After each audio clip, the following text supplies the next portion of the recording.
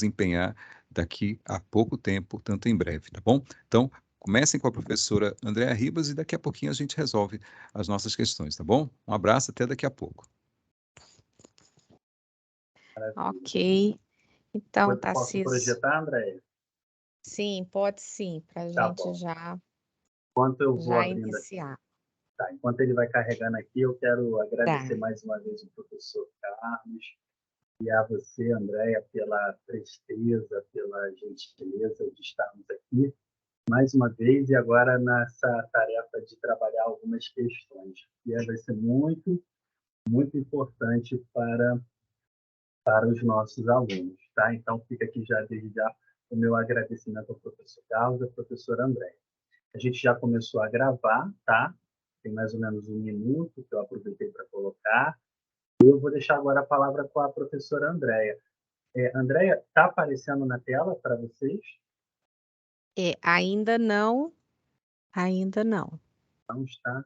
Enquanto você vai disponibilizando, eu vou conversar aqui um pouco com a Silvia e com o André. Você já iniciou a gravação, correto? Correto, correto. Tá, Estamos então já ótimo. gravando.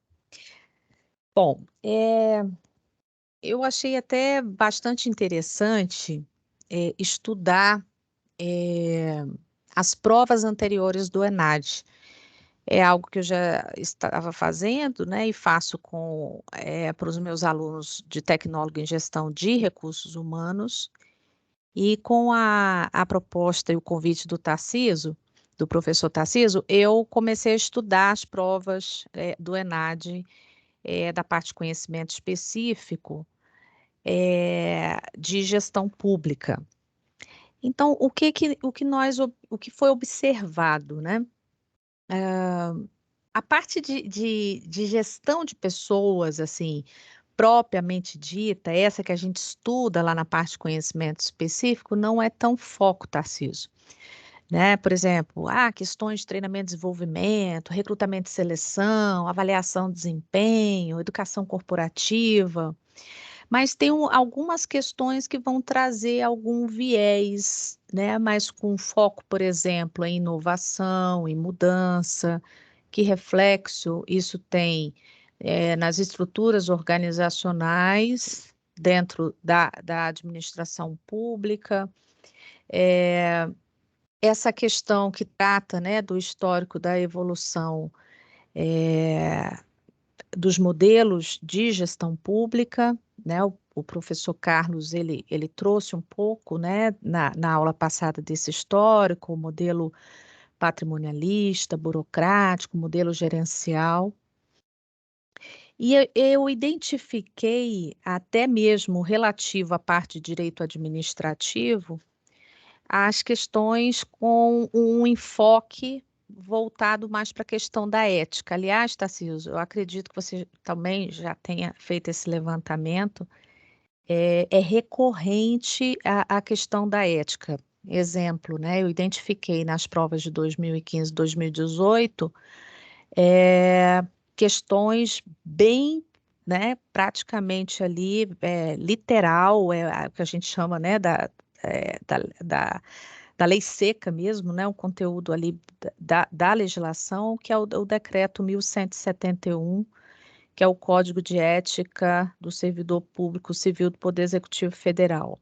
Então, eu encontrei, tanto na prova de 2015 quanto na prova de 2008, a questão da ética que trata, quer queira ou quer não, permeia a área de gestão de pessoas, porque a ética tratada, embora venha, né, como um normativo, mas a gente trata da parte de comportamento, né, regras deontológicas, são os princípios, deveres, enfim. E aí, nessa coletânea, nessa captação ali das questões, para a gente trazer realmente questões ENAD para vocês, porque a proposta era resolver questões ENADs, a gente conseguiu pensar dessas provas 4 questões. 2 questões o professor Carlos vai trabalhar com vocês, um é sobre a 8.112, e eu vou trabalhar outras 2 questões com vocês que permeiam a questão da gestão de pessoas, Mas vocês vão ver que é uma questão muito mais, que tem um enfoque mais abrangente, contextualizado, e ali perpassa ali pela questão da inovação, da mudança, enfim. Então, assim, o que é interessante a gente identificar, e eu acho que vale muito a pena vocês estudarem, é essa parte de ética, né? Eu não sei, pelas as questões que eu identifiquei de ética, elas tratam do decreto 1171, na hora que você lê a questão, você fala, opa, isso aqui eu acho que, eu queria até ver a gente nem trouxe porque talvez o Tarcísio já até tenha alguma oficina, tem conteúdo bem direcionado, mas se não, acho que valeria a pena a gente aqui, por exemplo, na administração pública, né? Como eu tenho essa vivência aqui na Esplanada, então a gente tem as comissões de ética, vários treinamentos, capacitações voltadas para todos os servidores e colaboradores, né? Entra terceirizados, estagiários, enfim. É, a, o decreto 1171, ele vai para além, né, do comportamento ético, né, preconizado do servidor público estável. A gente fala do agente público, né? Então, assim, eu acho que é algo bastante interessante, é um tema bem relevante, ele pode vir como uma questão discursiva ou pode vir mesmo como uma questão múltipla escolha. Então, depois, quando a gente for fazer os comentários, o Tarcísio pode trazer aí, né, dentro da programação, e aí a gente sugerir, né, para além das questões que a gente trouxe. As questões que a gente trouxe foram, eu vou trabalhar duas com vocês, o professor Carlos vai tratar de outras duas com um enfoque na evolução dos modelos e a questão da 8.112. Agora sim, Tarcísio veio, compartilhou aqui comigo. Perfeito. Agora Eu acho que tudo verifica se vai passar para o próximo slide. passou. Então tá bom. Tá bom. A Silvia e o André, o Jader também, né? Entrou. Seja bem-vindo, Jader. Vocês estão conseguindo visualizar bem? Estão me ouvindo bem também? Eu estou. Tá, então ótimo. Podemos passar, as duas primeiras questões são questões que o professor Carlos vai trabalhar com vocês em seguida, tá? Pode passar. Essa é a questão 1. Pode passar. Essa questão é uma questão aqui. Passa mais um pouquinho, só para ver se a gente mudou aí a numeração dela. Passa mais um pouquinho. Tá, passa mais um pouquinho. Será que é a 3 que a gente... Não, volta lá. A gente pulou a 2 ou eu que não coloquei nos slides? Não, tem aí a 2. Beleza, vai para 3, então. A questão 1 e 2, o Carlos Machado, o professor Carlos, vai trabalhar com vocês. Está aqui. Pronto. Essa questão, ela é uma questão bastante abrangente, né? Ela vai falar da Organização para a Cooperação e Desenvolvimento Econômico, vai falar da OCDE, né? A OCDE, ela é composta por vários países, né? Existem vários países, Alemanha, Austrália como exemplo, Bélgica, Dinamarca, né? Estados Unidos, França, a Grécia, Portugal, Reino Unido, enfim, tem uma infinidade de países que compõem a OCDE. E a OCDE, em conformidade com o artigo 1º da Convenção firmada em Paris, isso lá em 1960, né?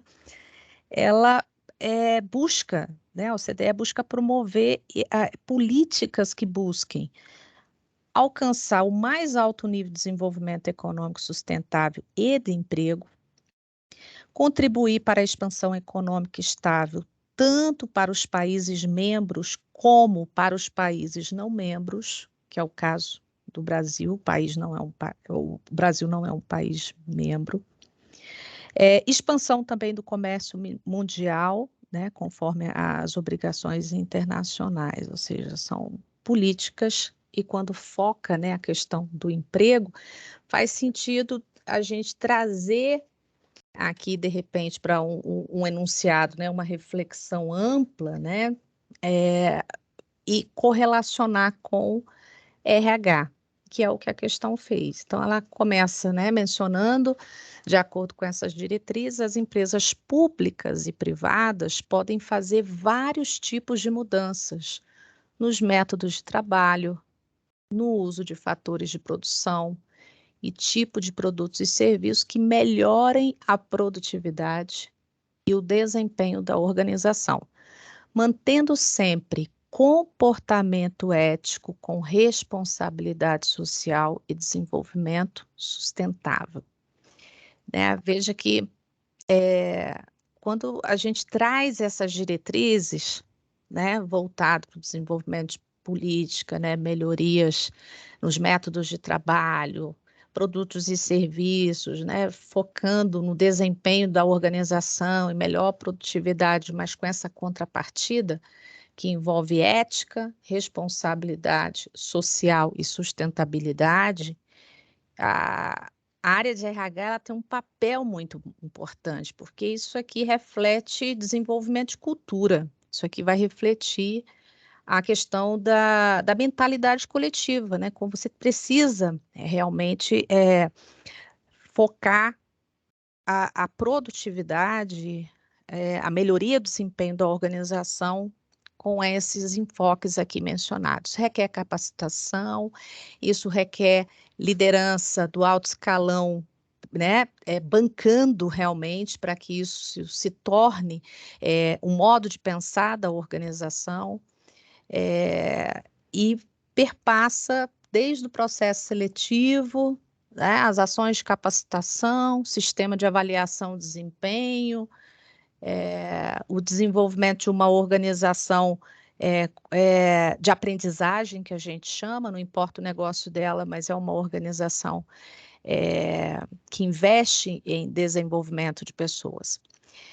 O manual, né, que é o manual de Oslo, ele define 4 tipos de inovação que contemplam uma gama de mudança nas atividades das empresas. Inovação de produto, inovação de processo, inovação organizacional e inovação de marketing.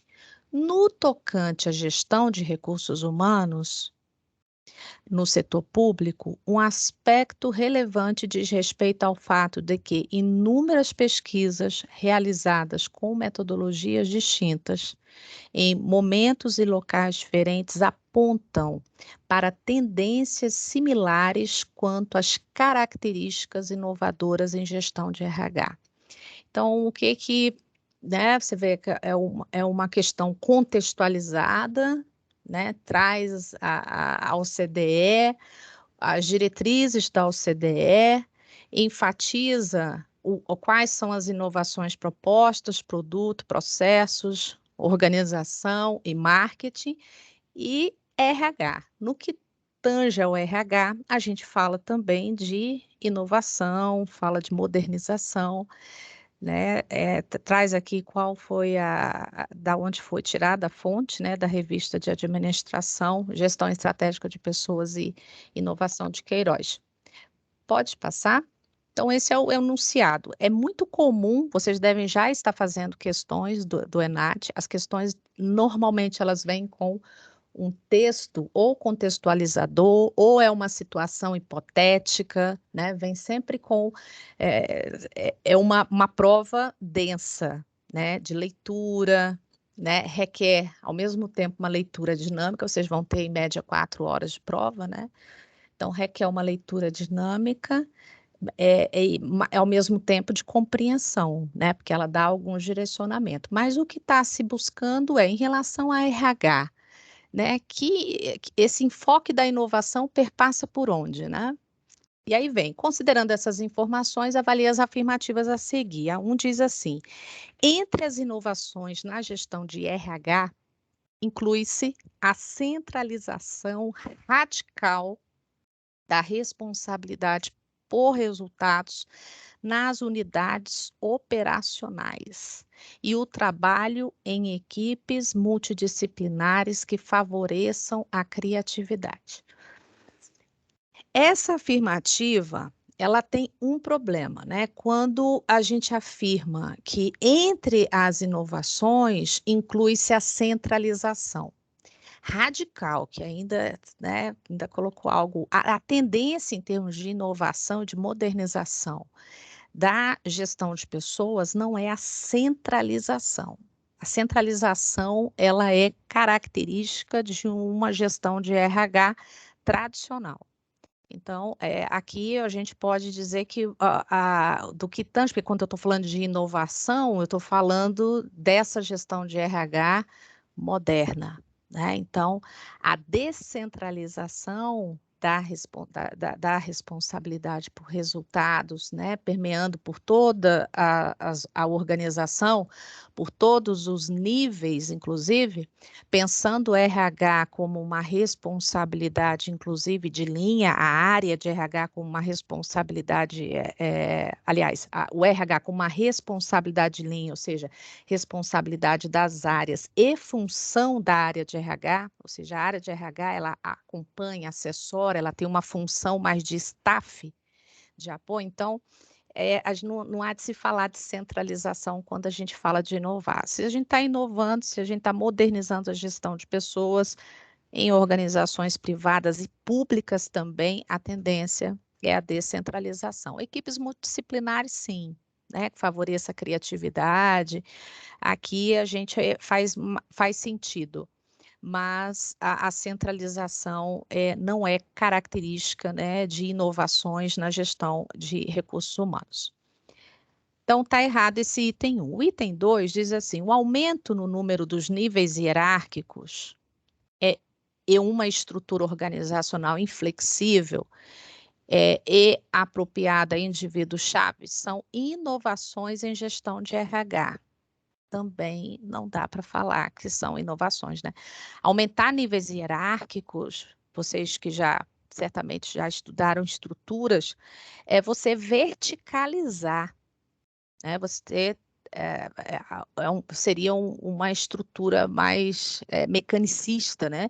Vários níveis hierárquicos, centralização do poder, né? Essa verticalização não é inovação. O que a gente observa de inovação é o que a gente vai chamar de downsizing, né? Ou seja, você eliminar os níveis hierárquicos, fazer o que a gente chama de achatamento da estrutura.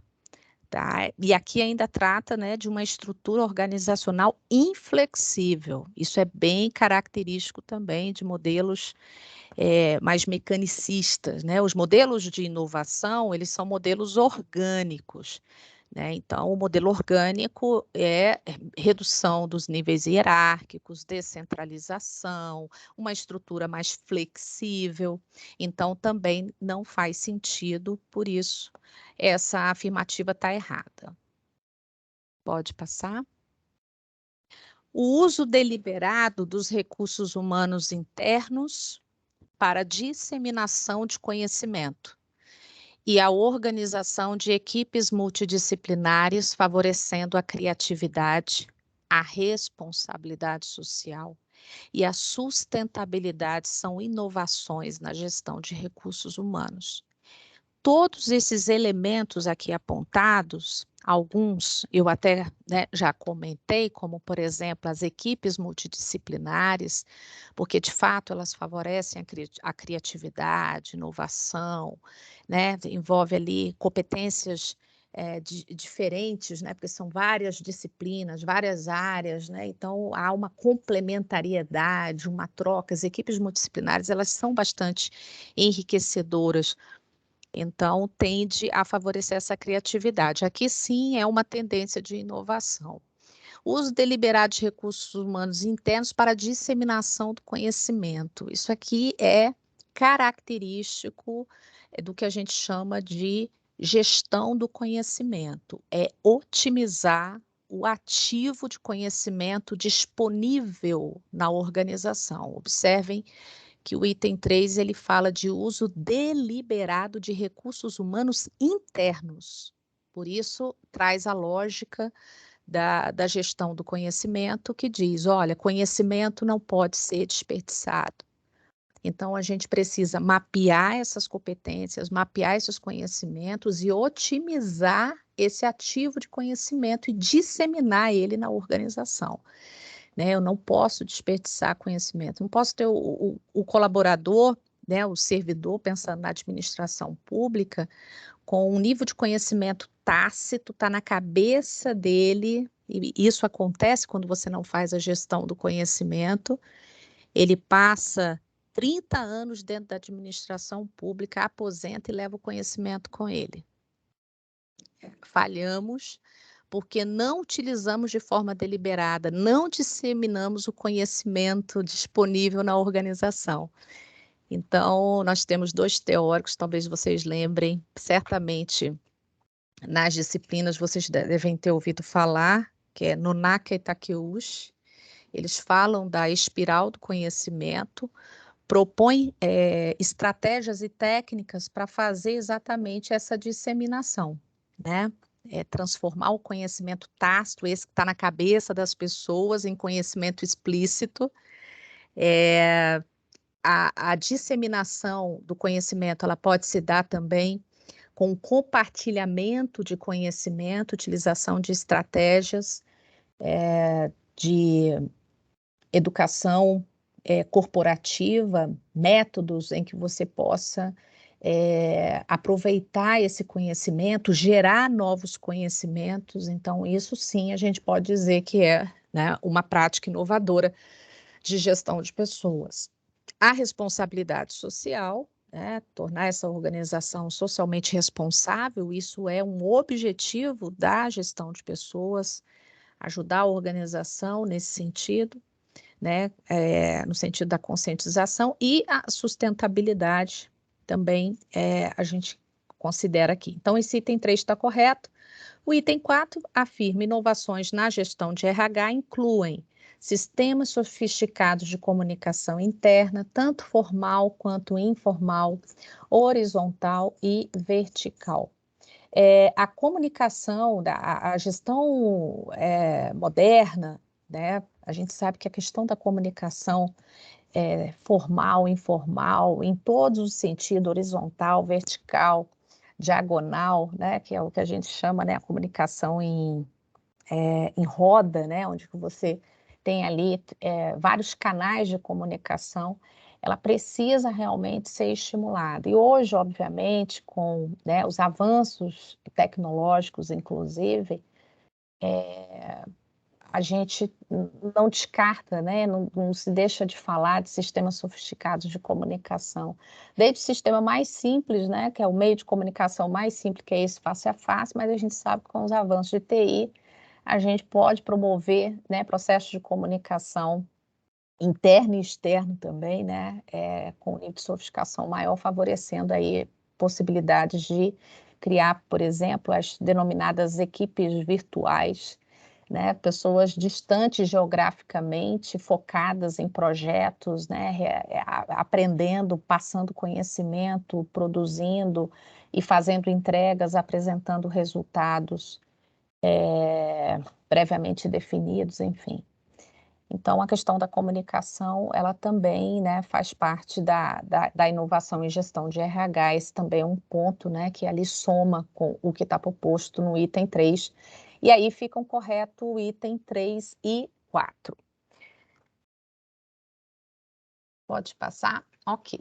Eu não sei se você percebeu, Tarcísio, tem algumas provas lá do ENAD que não permite você copiar. Você teve alguma dificuldade nesse sentido? Muita coisa. Teve, não teve? Eu tive que redigir o próprio... Exatamente. A Foi muito questão, por trabalho, mais exemplo, difícil. as provas de 2018, elas permitem você, mas as provas anteriores, tentei de todos os jeitos. E aí, quando eu estava ali garimpando as questões, eu encontrei essa e eu falei, vou colocar, porque eu achei interessante para a gente trabalhar também. Essa é uma prova de 2015, tá? Do ENAD. E eu achei interessante essa questão. Ela diz o seguinte: talvez esteja um pouquinho desfocado, não sei se vocês estão conseguindo visualizar bem. Eu tentei ampliar um pouquinho, eu vi que desfocou mas como eu não tive tempo para digitá-la, eu trouxe ela, eu fiz aí um print e trouxe ela. Vocês conseguem visualizar bem?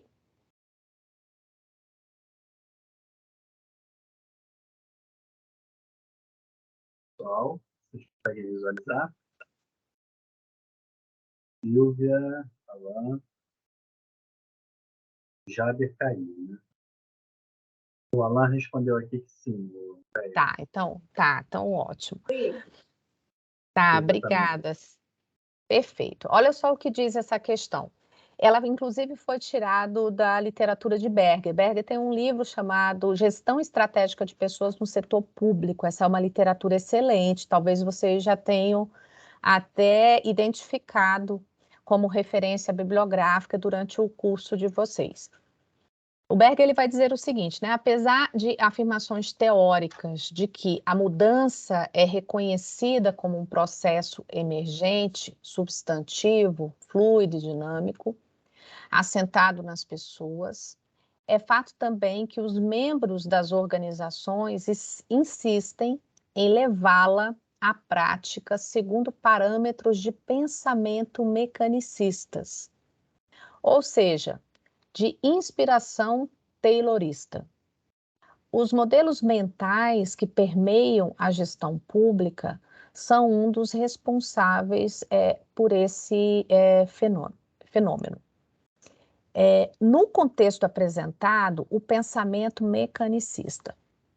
É bem interessante como que a estrutura de uma organização pública ou privada ela é reflexo da cultura organizacional, né? Por isso que quando ele diz o pensamento mecanicista, né? É o modo como se pensa, é o modo como se pensa a organização reflete na forma como essa organização se estrutura. Então, a gente fala das estruturas orgânicas e das estruturas mecânicas. A estrutura mecanicista, a gente associa com essa estrutura mais tradicional, verticalizada, centralizada, né? Ela é mais baseada, ela é formal, a ênfase, né, é mais na formal, é um tipo de gestão mais autocrática, mais dirigida, enfim. E o pensamento orgânico é dentro da lógica moderna, no sentido da inovação, da flexibilidade, da descentralização, na horizontalização das relações, enfim. Mas e aí, é claro, o pensamento mecanicista, ele tende à manutenção do status quo, é manter o que existe, mas não que não se mude, né? Mas dentro da lógica mecanicista, quando se fala de mudança, dificilmente a gente vai estar falando de mudança de reengenharia, né? É mais complexo, né? A tendência se tiver mudança, vai ser uma mudança mais linear, ela é incremental, né? Porque há uma tendência de conservar o que já existe. Já na lógica orgânica, né? Dentro do pensamento orgânico, que é o contrário, a lógica moderna, você vai observar tudo diferente, vai observar mais flexibilidade, descentralização, e aí vai. E aqui está pedindo para você analisar, são 3 afirmativas, é bem característico das questões do ENAD, onde vem as afirmativas, você vai identificar se elas estão verdadeiras ou falsas, e aí avança no sentido das análises. Então, o pensamento mecanicista, o item 1, ele baseia-se na estrutura organizacional. Sim, porque a ênfase é na formalização. Então, a estrutura, a gente já consegue, quando fala de estrutura, você já visualiza um organograma, né? Então, a gente está falando daquelas caixinhas, a gente está falando das relações formais. O item 1 diz respeito ao pensamento mecanicista. O item 2 diz, permite flexibilidade no processo de mudança. Não, essa flexibilidade você vai encontrar no pensamento orgânico, né? Dentro da lógica adocrática, né? E não na lógica autocrática, né? Que a autocracia é característica do pensamento mecanicista. Então, o pensamento mecanicista, ele é mais inflexível, ele é mais rígido, os processos de mudanças, eles são morosos, com mais resistência e não acontece assim com tanta facilidade. O item 3 compreende a mudança como um processo linear, tá?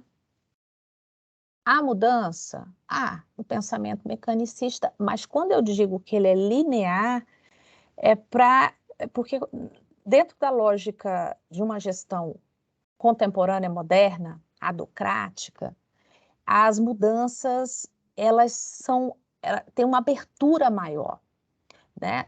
Há um nível de flexibilidade, de aceitação maior. Então, você vai observar que essas mudanças elas vão ocorrer em todos os sentidos e podendo, inclusive, ser bem mais abrangente. Quando diz que o pensamento mecânico, a mudança, ela tende a um processo linear, é como se eu estivesse me referindo a um processo em que a gente não vai fazer mudanças tão drásticas, né? Não vai fazer as mudanças, no máximo, elas vão ser incrementais. Aquelas mudanças, o que a gente chama de mudança incremental são aquelas mudanças que você faz ali no dia a dia. Você não vai mexer na parte estratégica da organização, não vai mexer naqueles elementos essenciais, né? São mudanças que você pode estar fazendo, mas pequenas mudanças. E aí o item 3 faz sentido quando se pensa no pensamento mecanicista. No caso aqui, né, tanto o item 1 quanto o item 3, eles estão corretos, dizem respeito a esse pensamento mecanicista, que é o pensamento tradicional, né, pensando nas estruturas organizacionais. Então, aqui eu fecho com essas duas questões. Eu vou chamar o professor Carlos, e aí depois a gente também pode abrir para bater um papo e o pessoal também fazer algumas perguntas, né? Eu acho que vale a pena a gente conversar um pouquinho. Eu vou chamar o professor Carlos, então, para ele tratar do item 1. Só um minuto. Obrigado.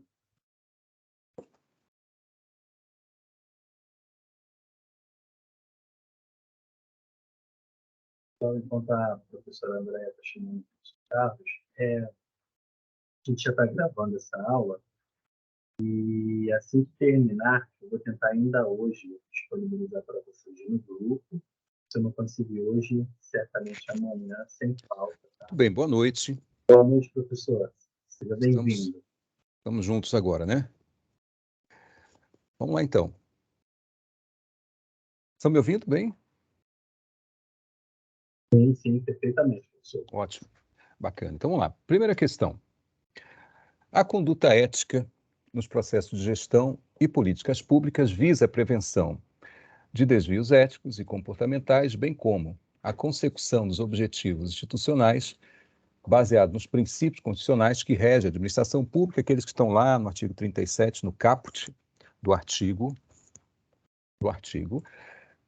e retratam a identidade organizacional, considerando o texto e os princípios éticos fundamentais de gestão de recursos humanos, dispostos na Lei 8.112, avalia as afirmações a seguir. Então, vamos lá.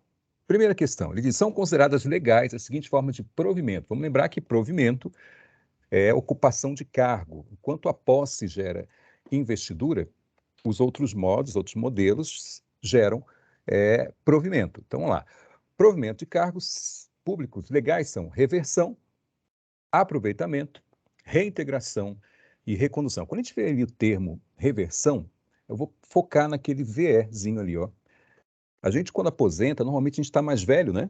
Então, a reversão é retorno à atividade do servidor que estava aposentado, que, portanto, ele retorna. Vamos imaginar aquele servidor que aposentou por invalidez. À medida em que ele passa pela perícia médica, a perícia chega à conclusão de que ele não tem mais problema de saúde, ele vai retornar ao serviço público. Portanto, ele vai passar por uma reversão. Aproveitamento é o retorno à atividade daquele servidor que estava em disponibilidade. Por quê? Porque ele teve o cargo público dele extinto, ou o órgão que ele trabalhava extinto, e aí ele vai para casa, já que ele é um servidor efetivo, portanto de carreira, concursado e estável. À medida em que surge esse cargo vago compatível, ele é convocado a retornar e esse retorno chama-se aproveitamento.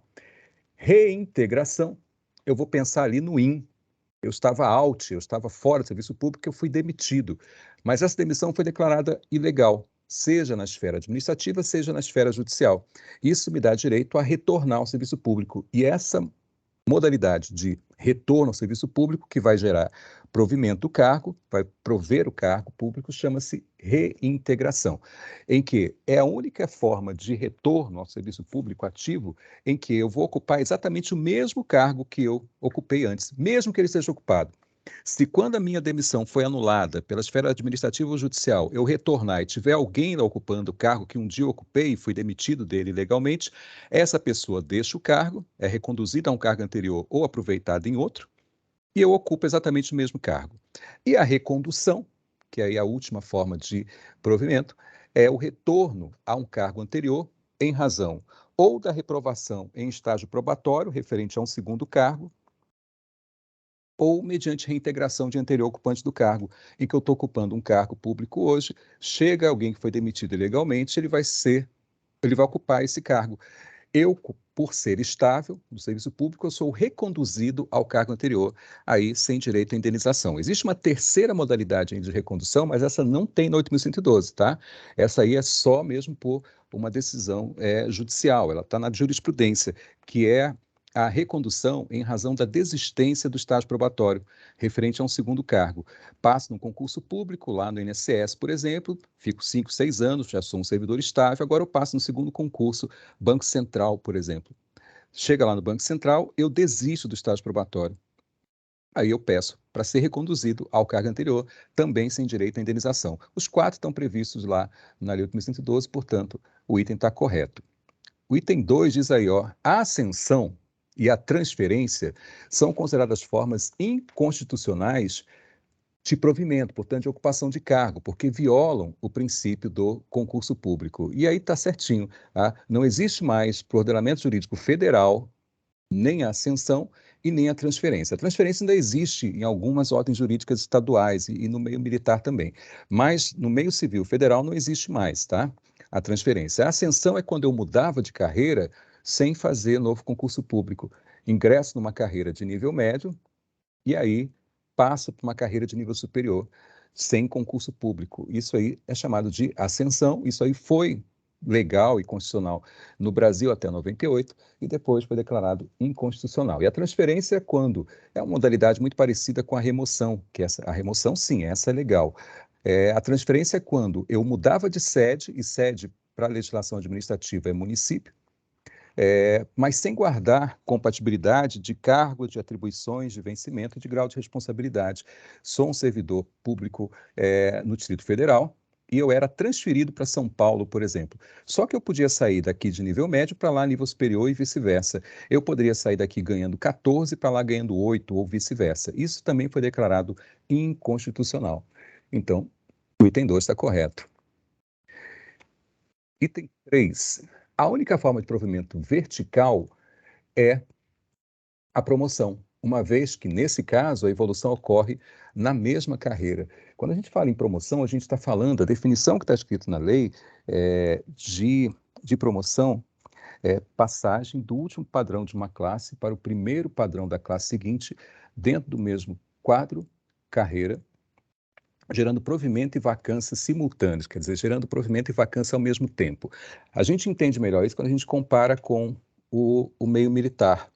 Tá? Eu ingresso na carreira de oficial. Eu ingresso na carreira de oficial, lá como tenente, e aí passa um tempo, eu deixo de ser tenente, passo a ser capitão, depois eu passo a ser major. Eu estou aí provendo cargos novos numa escala vertical. Até aí está certíssimo. E sem mudar de carreira.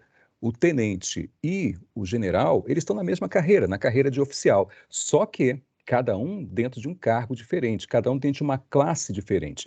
Por isso que eles falam lá, passar do último padrão de uma classe, por exemplo, eu sou analista judiciário, classe A, padrão 5. Aí eu passo para novo cargo, ainda dentro da mesma carreira, analista judiciário, só que agora classe B, padrão 6. Portanto, eu passei do último padrão de uma classe para primeiro padrão da classe seguinte, mas sem mudar de carreira. Então, esse item está corretinho. 4. Na conduta dos servidores, da administração pública os princípios de sustentabilidade, quer dizer, de usar bem os recursos disponíveis, transparência, esse é autoexplicativo, né? Impessoalidade, que tem uma relação aí, ele está no 37 caput da Constituição, mas ele tem uma relação muito direta com o artigo 5º, que fala da isonomia, tratar de maneira igual os iguais, maneira desigual os desiguais.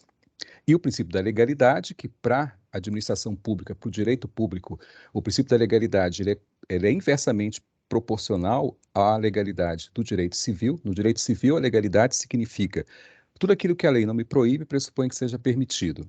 Já no direito público, a visão se inverte. No direito público, no direito administrativo, tudo aquilo que a lei não me autoriza por expresso, pressupõe que seja proibido. Aí você consegue administrar a ordem jurídica muito mais facilmente. Você não precisa adivinhar tudo que poderia acontecer no mundo jurídico e colocar na lei. Basta você ter o silêncio da lei para que você tenha a impossibilidade da ação. Então, a número 4 também está correta. Então, os 4 itens estão corretos. Tranquilo até aí? Nenhum questionamento? Não? Então, vamos para frente. Deu aqui. Agora foi. Segunda questão.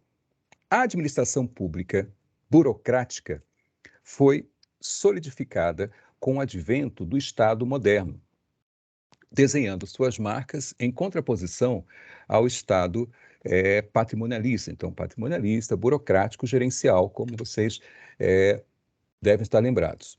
A burocracia, conforme a análise clássica de Max Weber, foi o tipo de administração pública mais puro e apropriado à emergência da sociedade capitalista. Vamos lembrar que ele nasce exatamente com o surgimento do Estado liberal, firmando-se como conhecemos atualmente.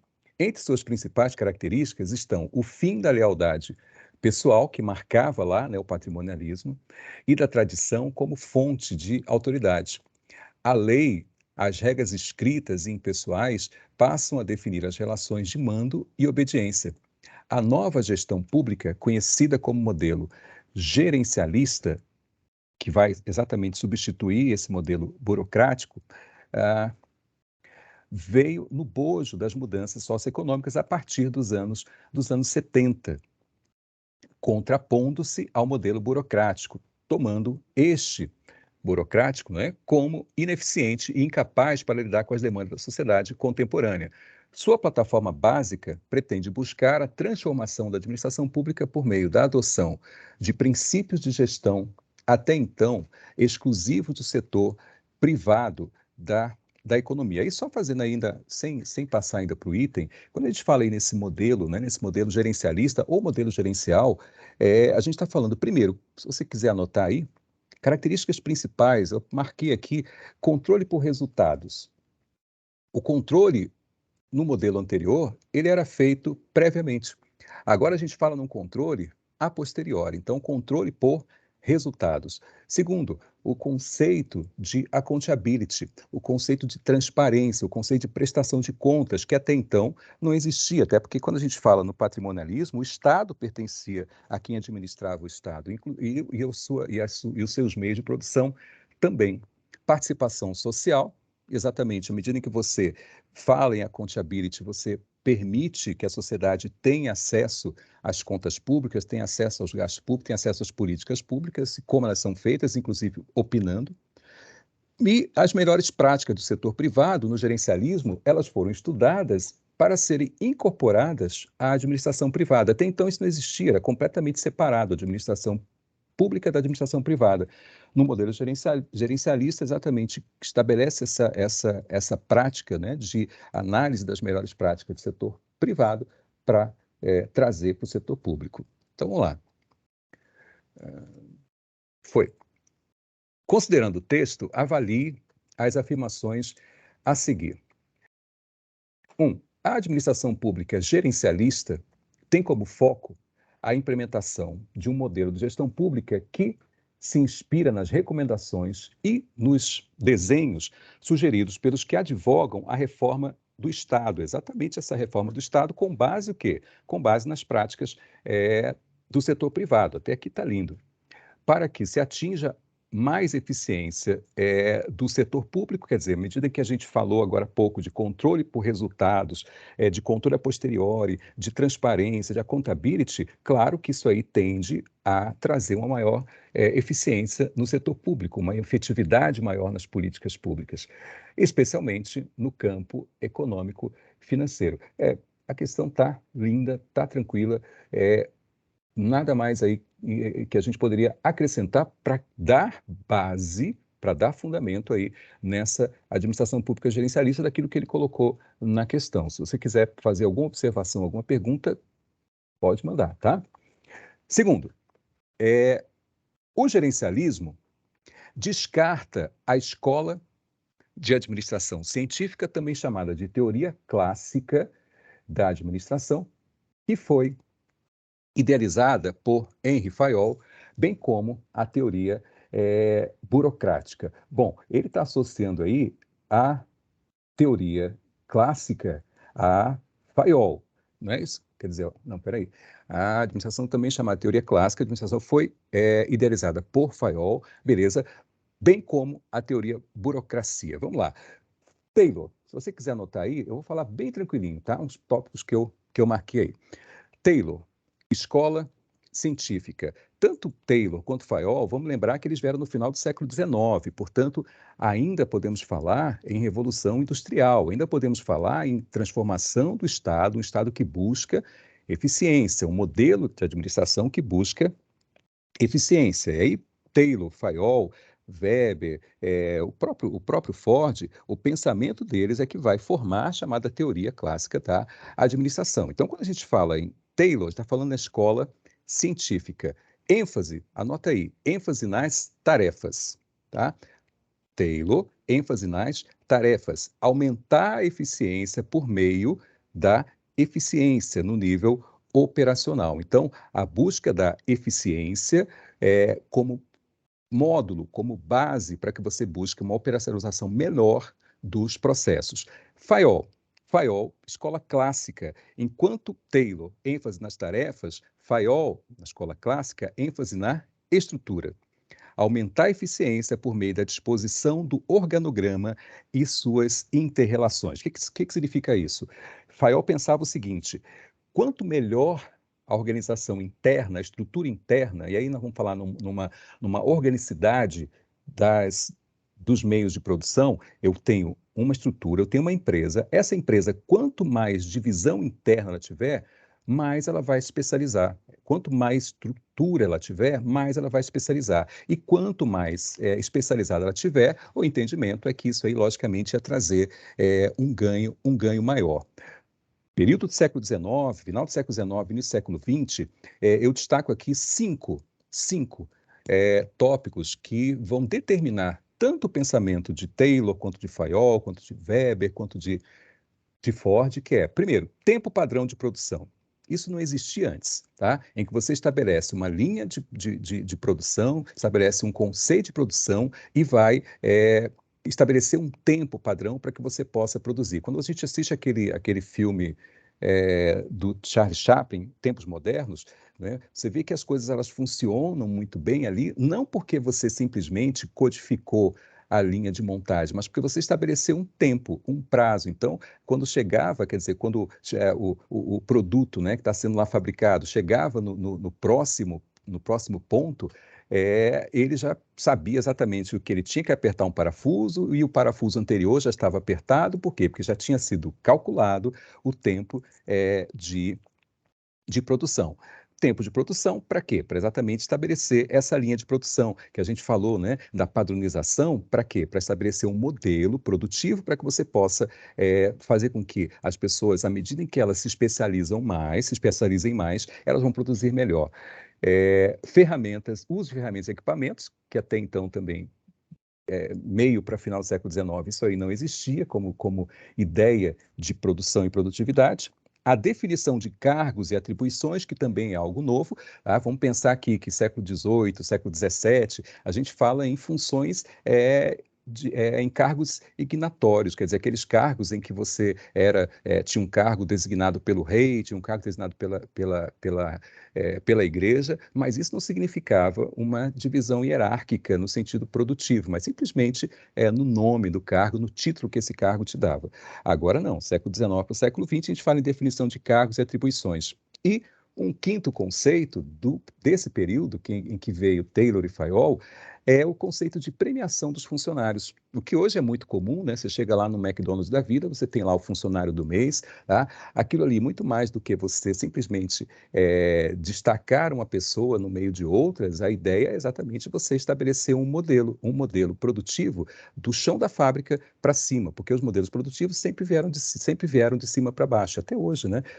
E quando você estabelece essa ideia, esse conceito de premiação, de promoção, você faz com que o modelo administrativo parta da base, parta do chão da fábrica, tá? Aí, se você tiver aí com seu caderninho em mãos, eu vou dizer para você que, coloca aí, ainda fazendo um resuminho de Taylor e Fayol. Taylor, escola científica, produção padronizada, controle do tempo, rotina de produção, produção supervisionada, ferramentas e equipamentos e premiação. E Taylor estabelece 4 princípios. Ele diz que o modelo científico tem que seguir 4 princípios: planejamento, preparação, controle e execução. Planejamento, preparação, controle e execução. Já Fayol, na escola clássica, ele diz que toda empresa tem que cumprir 6 funções básicas. Se tem essas funções básicas, você se enquadra dentro de um modelo de gestão clássico de Fayol.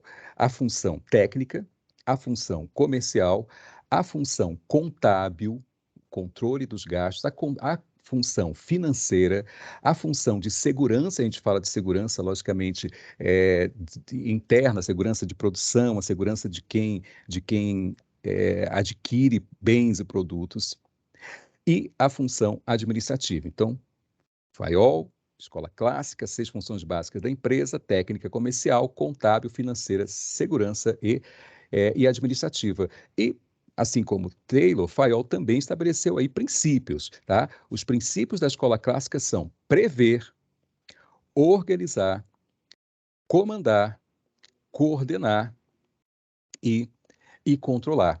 Tá? E aí, isto posto, por que está errado aí a questão, o item 2? Ele diz: o gerencialismo descarta a escola da administração científica, também chamada de teoria clássica da administração. Muito pelo contrário, tá? Essas escolas, elas o quê? Elas se complementam. A gente pode falar que a escola patrimonial, burocrática, elas se contrapõem, mas elas o quê? Mas elas também se complementam. Então, não há esse descarte, não, tá? Então, o item 2 está correto, melhor dizendo. E o item 3, ele diz assim, ó: a administração pública burocrática enfatiza a formalização, a divisão do trabalho, a hierarquia, a impessoalidade e a competência técnica dos funcionários, que devem ser promovidos e escolhidos por critérios de mérito e de competência. A gente falou isso aí lá no enunciado da questão, né? Se você estiver anotando aí, diz assim, ó, repetindo o que eu já falei lá no enunciado, que quando a gente fala em administração burocrática, a gente está coincidindo com o surgimento, com o advento do Estado liberal. O Estado liberal é aquele que se contrapõe ao Estado patrimonialista, dizendo o seguinte: olha, nós temos que separar o público do privado. O Estado tem que buscar o bem-estar social, tem que buscar o bem-estar da sociedade, tem que permitir que as pessoas tenham acesso à produção, às riquezas, tá? E não simplesmente produzir riqueza para quem gerencia o Estado. Então, advento do Estado liberal, escola burocrática, separar interesses pessoais dos interesses estatais, e aí, para finalizar, vamos lembrar que Max Weber, ele enxerga vantagens e desvantagens da burocracia. Não somente ele, né? Mas ele foi quem primeiro levantou essa situação de vantagens e desvantagens. E que muitas das vezes uma vantagem da burocracia vai ser ao mesmo tempo também uma desvantagem. Mas se a gente quiser pensar na vantagem da burocracia, a gente vai falar em rapidez nas decisões. Só que, ao mesmo tempo, essa é uma desvantagem. né? Ela traz uma vantagem, uma rapidez nas decisões por uma simples razão, tá? Porque quando eu estabeleço uma linha de produção, quando eu estabeleço funções bem definidas, supervisões das funções, eu faço com que as pessoas saibam exatamente o que tem que fazer. Tá? Então, eu tenho uma escola burocrática, eu tenho o processo como sendo o elemento mais importante, e se eu conheço o processo, eu sei exatamente o que eu tenho que fazer. Né? É aquela história do cidadão que fica lá batendo martelo o dia inteiro. Tá? Ele vai ser o melhor batedor de martelo do planeta. Isso vai fazer com que, logicamente, tenda a ter uma rapidez maior na sua produção. E essa rapidez também nas decisões. Por quê? Porque se o prego vem torto, se o parafuso vem torto, ele sabe exatamente o que tem que fazer, então isso traz uma rapidez nas decisões. Só que a desvantagem da escola burocrática é exatamente que, primeiro, não somente essas duas, mas eu vou citar talvez duas das mais relevantes, tá? Um excesso de gastos. Por quê? Porque você valoriza tanto o processo, excesso de papéis, excesso de pessoas para exercer simplesmente uma burocracia, quer dizer, o trabalhar pelo trabalho, e uma baixa competitividade. Por quê? Porque você foca tanto no processo que acaba que os resultados ganham uma importância menor, e aí você vai ter aí uma possibilidade de ter uma menor competitividade. Então, essa aí está corretinha. A escola burocrática enfatiza a formalização, a divisão do trabalho, né? Vamos lembrar lá do filme, né, dos tempos modernos, a hierarquia, a supervisão das funções, a impessoalidade, a competência técnica, que vem exatamente dessa divisão burocrática de funções e de supervisão, que devem ser promovidos e escolhidos por critério de mérito e de competência. Exato. Tá? Esse item está correto. Então, não está passando aqui, assim, ficou a letra D, apenas a 1 e a 3 estão corretas. Mais uma vez, eu quero agradecer muito, tá, a vocês, agradecer muito a professora Andréa Ribas, né, pela oportunidade, por esse convite aí tão carinhoso, tá? E precisando, é só entrar em contato, tá? Ver lá na rede social, pode mandar mensagem, pode pedir algum material, alguma coisa que eu vou atender com o maior prazer, com a maior alegria, tá bom? E comuniquem a professora Andréa Ribas, ela vai me comunicar também, tá? Quando vocês forem aprovados, já estiverem lá exercendo a profissão bem bacana de vocês, tá bom? Obrigado, professora, obrigado, professor Tarcísio, e boa noite. Obrigado, professor Carlos. Excelente, excelente. Andréia.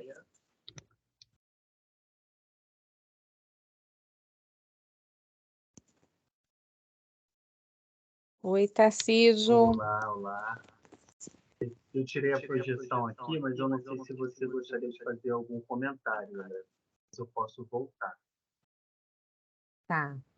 Eu queria ver com o Alan, né, o André e a Silvia que estão participando, se eles teriam aí alguma pergunta a fazer, né, para que a gente possa comentar, se vocês entenderam as questões.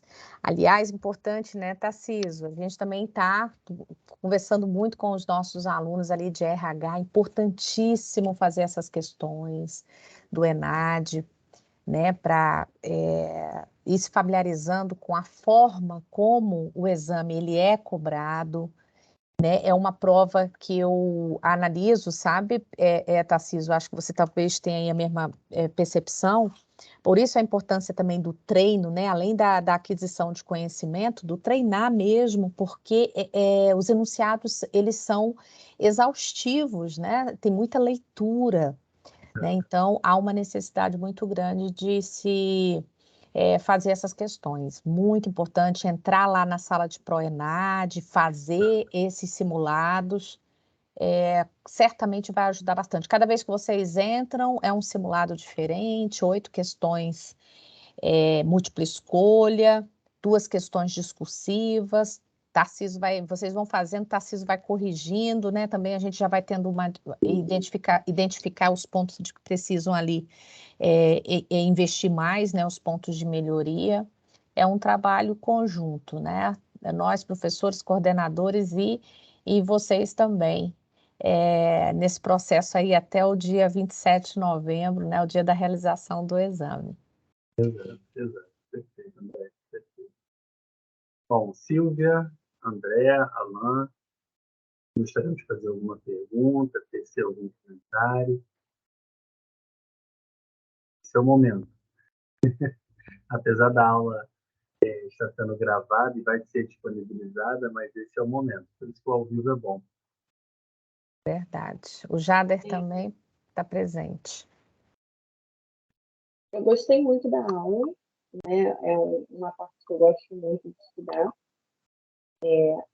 Trago como sugestão da próxima vez a gente apresentar as perguntas ainda sem as respostas, para a gente poder pensar um pouquinho e depois que a gente der a nossa opinião, assim, surgirem os comentários sobre as respostas.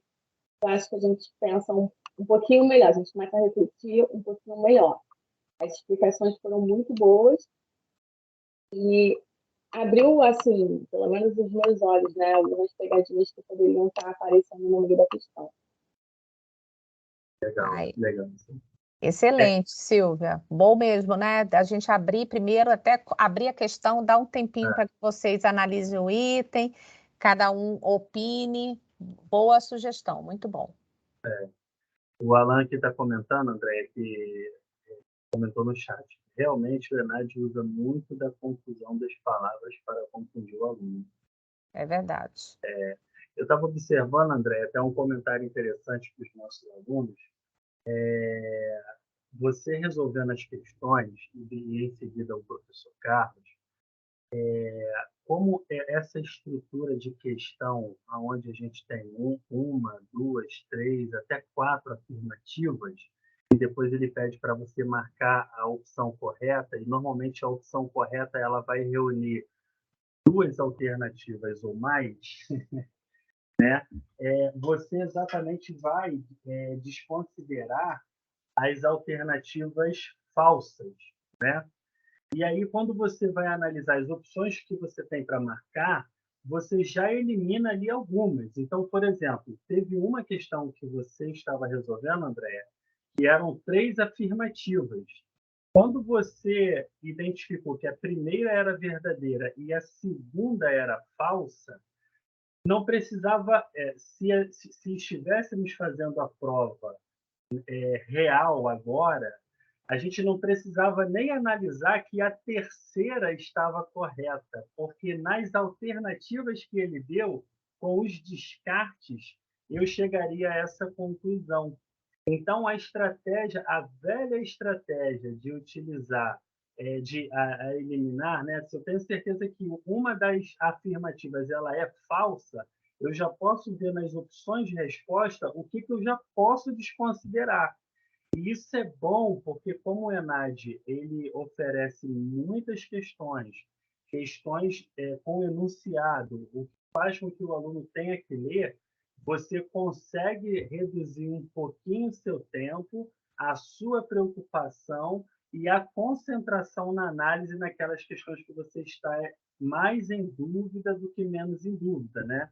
Então, essa é uma velha dica que, na verdade, funciona muito.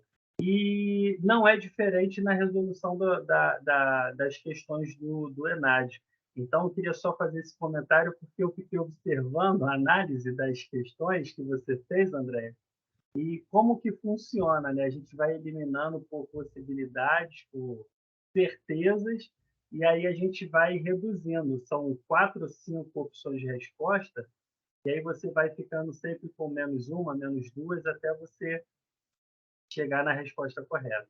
Perfeito, Tarcísio. Aí, essa coisa de ir fazendo os exercícios, você vai identificando essa mãe. Isso é muito importante, porque às vezes também, Tarcísio, o que acontece?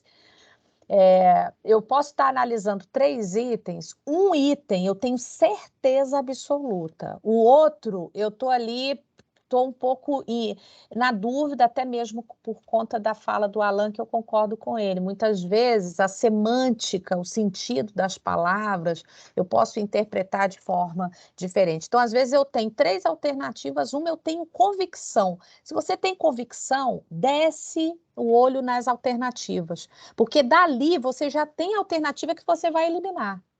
Você já consegue. De repente, você vai ficar com a certeza de um item, a depender de como a banca, o ENAD ali, né, no caso a prova, apresentou as alternativas, você consegue até identificar, né, já a qual seria a correta, ou pelo menos ficar entre duas.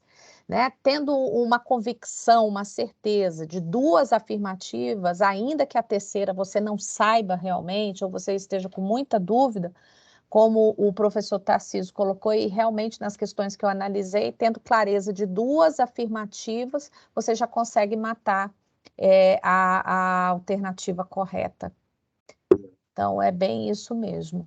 Outra coisa, Tarcísio, que eu quero aproveitar. Ontem eu estava com os meus alunos de RH, ontem terça, né? Eu estava com os meus alunos de RH e a gente trabalhando como responder as questões discursivas.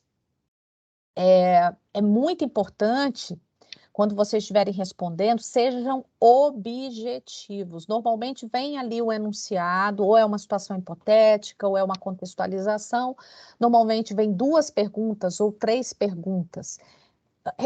Letra A, é isso aqui. Letra B, é isso aqui. Letra C. Por que eu digo isso para vocês? Às vezes o aluno ele quer responder tudo e ele escreve um texto.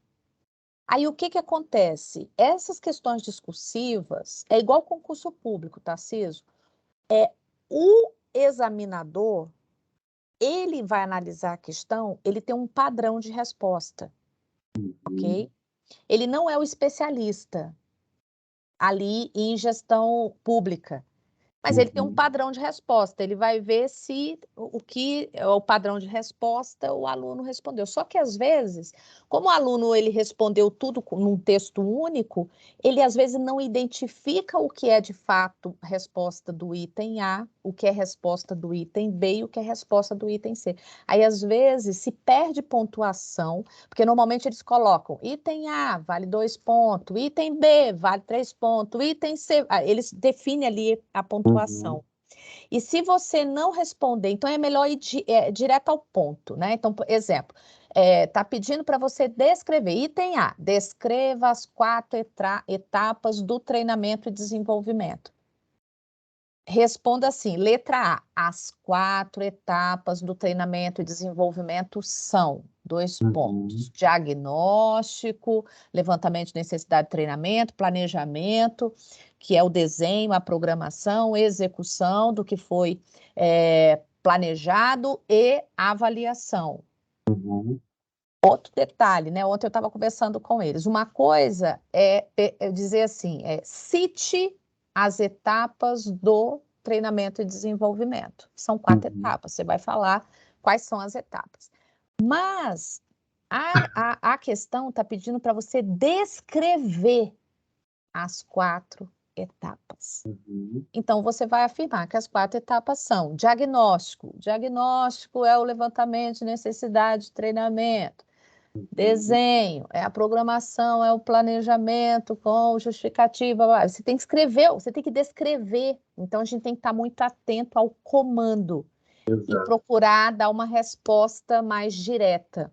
Né? E fazer a divisão direitinho, porque não é uma redação. Uma coisa é você, quando tem redação, em que você vai ter que colocar conectivos, fazer introdução, desenvolvimento, conclusão. Não é isso que está se pedindo. Até falo, Tarcísio, porque agora os nossos alunos que responderam as questões lá do simulado, eu peguei questões que o aluno pegava ali as 2 questões ali da discursiva e ele fez um texto único. Eu que analisei a questão, eu consegui identificar, ele conseguiu responder. Só que isso pode trazer problema na hora da avaliação. Aí eu fiz essas considerações que eu estou fazendo aqui para vocês, uma atenção especial também com relação a isso, já que, para além do conhecimento, é preciso também ter o que eu chamo de manha, né? Na hora de responder essas questões múltipla escolha, né? Na hora de analisar e de responder essas questões discursivas também. Exato. Então, é e isso. assim, André, só um complemento também, acho que você foi muito feliz na área, mas só um complemento, quando você mencionou perfeitamente, né, essa questão do comando, que a questão, por exemplo, está pedindo para você citar ou para você descrever, na maioria das vezes, né, e aí vai outra dica aqui para os alunos, na maioria das vezes, tendo uma questão discursiva, ele vai pedir para você descrever. Dificilmente ele vai pedir apenas para você citar. É claro que isso pode acontecer, mas é importante ter atenção no comando, até porque se ele pedir para descrever e você apenas citar, essa questão você vai ter problema, né? Mas é muito bom esse comentário que você fez, André, porque é isso mesmo. Você tem que deixar claro que o avaliador, como você falou, ele não é um especialista, mas ele tem ali um gabarito, ele tem ali uma linha para ele seguir do que o aluno tem que abordar, e aí, com base naquele gabarito, ele vai fazer a análise e, consequentemente, a pontuação, né? Mas perfeito, Andréia. Acho que o seu comentário tá perfeito. Andréia, eu quero te agradecer mais uma vez. Estende, por favor, um agradecimento também mais uma vez ao professor Carlos. Eu vou deixar disponível essa gravação